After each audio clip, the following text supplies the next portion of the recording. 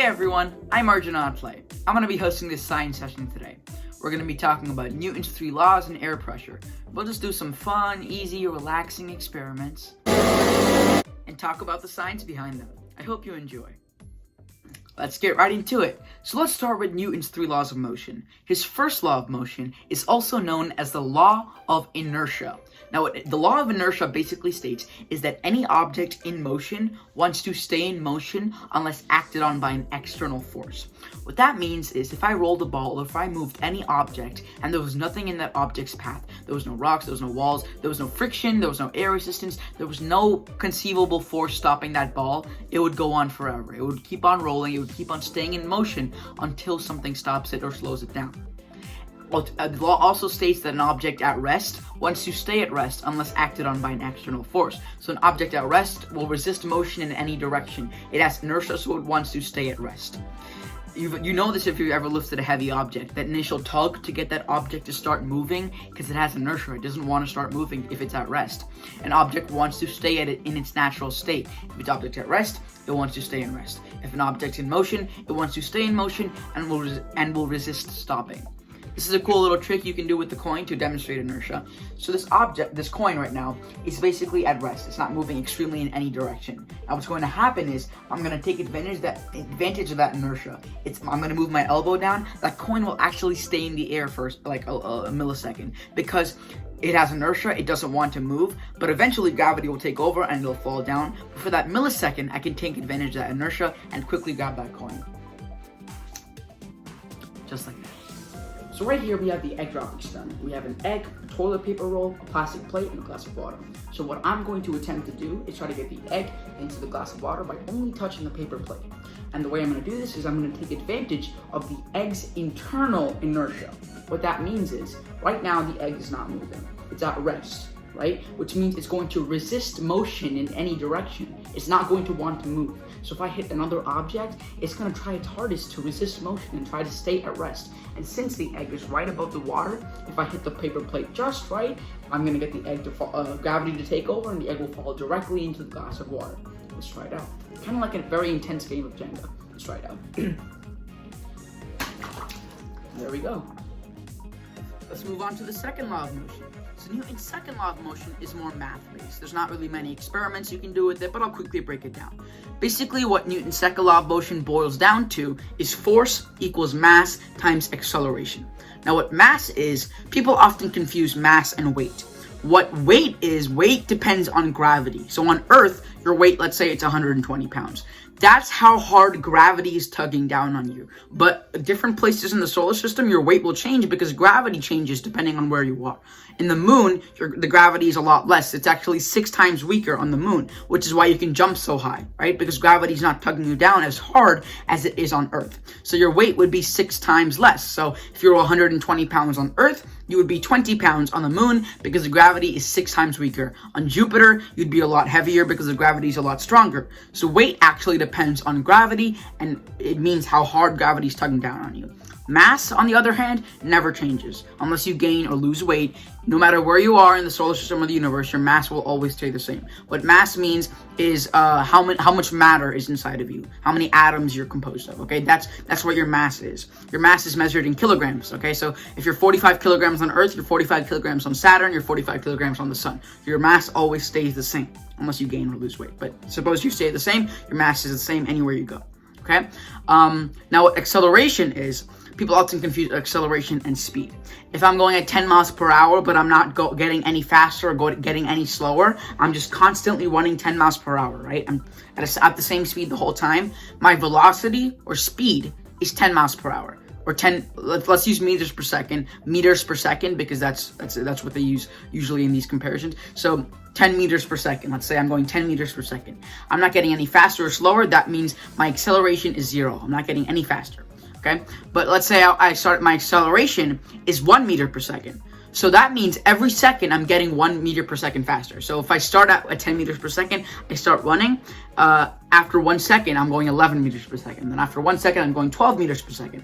Every second I'm getting faster. That's what acceleration means. So if you think about force this way, if you think about it like force is equal to mass times acceleration. As mass grows, the force grows. So if I punch and I'm heavier, The more mass, the more force. If I'm punching faster, if I'm getting faster as I punch, the more force. So force equals mass times acceleration. As mass increases, so does force. As acceleration increases, so does force. Okay, that's the second law of motion. Gosh, that was a lot of talk. But explaining the science behind these things is very important to learning how they work. Anyways, moving on to Newton's third law, this one's the easiest and most simple to understand. Every action has an equal and opposite reaction. The best way to explain this is just by showing you. This video is a perfect example of Newton's third law. This rocket being sent into space weighs thousands of tons. In order to send such a heavy object all the way into the upper atmosphere in space, there needs to be a very strong force pushing down in order for the rocket to go up. The fire and all this smoke is an example of the force that needs to be created in order for this rocket to be sent up. Every action has an equal and opposite reaction. So for this force that's going upwards, there's an equal force that's pushing downwards.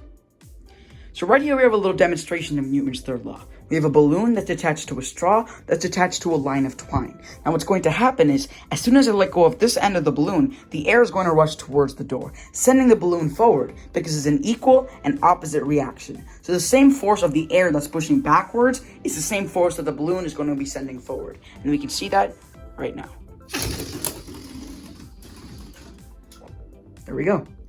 So we've talked about the basics of Newton's three laws. If you have any questions or need help on any of the experiments, feel free to ask me. Now we're going to be talking about a little something called air pressure. Now air is all around us. These air molecules are bouncing everywhere. But what you don't know is those air molecules are actually pushing a force down on us. For every square inch on your body, there's 15 pounds of air pushing down. This is a square inch, approximately a square inch. So if you put that anywhere on your body, there's actually 15 pounds of air pushing down. And also air pushes in every direction, not just up to down. There's air pressure in every direction, right? Another thing about air pressure is the smaller the container, the higher the air pressure is. So if I tie a balloon off, right? If I blow up a balloon and tie the balloon off, there's no new air coming in. The air in there is the air that stays in there, right? There's no new air coming in. And I start to squish that balloon. The container that the air molecules have to bounce around is slowly getting smaller and smaller. So now they have less space to bounce, so they're getting really fast, right? If they have this much space to bounce, then, they're kind of just lazily bouncing, not that fast. The air pressure is low. But as the container gets smaller, they're going to start bouncing really fast and create a lot of energy. So that air pressure is really high in there. So the smaller the container, the air pressure gets really high, and eventually it will pop because the air pressure gets too high. So now we're going to do a little experiment. What you'll need is a glass of water with just a little bit of water in it. An index card, envelopes also work, but they're just not as good because water soaks through paper. And a bowl or just something to catch the water in case it spills. So now what we're going to do is, if I just turn this glass over, and the water would spill out because of gravity. But if I put this index card over and I flip this upside down, to demonstrate, there's actually air above the water in this cup, right? There's not that much water, but you see there's air above this water. And I let a little bit of water seep out through the envelope, but no air is coming in. So what's happening is the air pressure actually decreased. It's kind of the opposite of the balloon thing, right? Water comes out, so there's more space for the air. So they have bigger space to bounce. So the air pressure decreases while the air pressure pushing up doesn't change. So the air pressure underneath the envelope is actually greater than the air pressure above, which means the envelope can float. But as soon as I let a little bit of air come in, it'll equalize and it'll fall.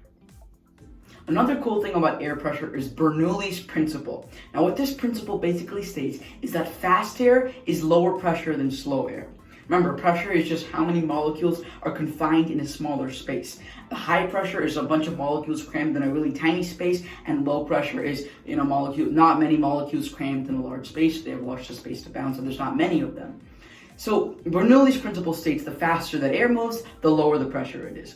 This is because every air molecule wants to have the same amount of energy. They want to reach equilibrium. They all want to be equal.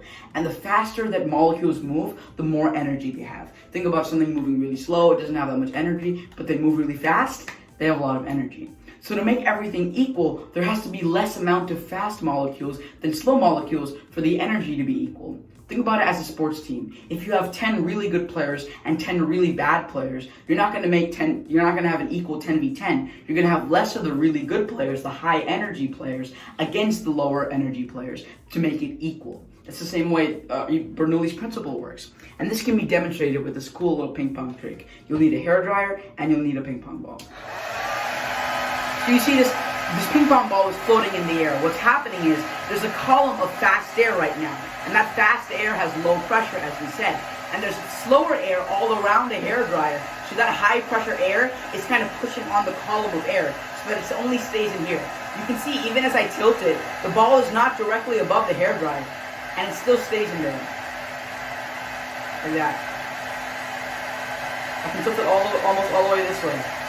And it'll still stay there. Till eventually gravity takes over and it falls down. So if you couldn't hear me, what I was saying was there's a column of fast air being created by this hairdryer. And what's happening is that fast air has really low pressure. So the high pressure all around it, remember, high pressure has greater force, it's pressing harder, it puts more pressure, right? So the higher pressure surrounding the fast air, the slower air, has higher pressure than the fast air. So the higher pressure air is pushing down on this column of air, so it only stays in that one column.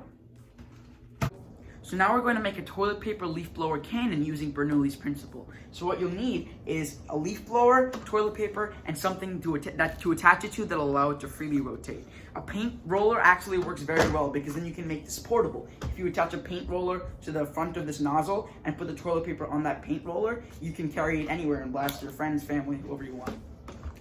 So now what's going to happen is you're going to want to position this toilet paper so that the paper is being distributed on top and forward like this. Not backwards, not underneath, like this. You want it on top. So position it on the stick or the paint roller, whatever you're doing, so that the paper comes out on top like this, if the air is coming from this direction. So what's gonna happen is, this leaf blower is gonna create very fast moving air on top of this toilet paper roll. So that fast moving air has a very low pressure, so that paper is going to be attracted to that low pressure, and it will take off and unravel very quickly, as you can see right now.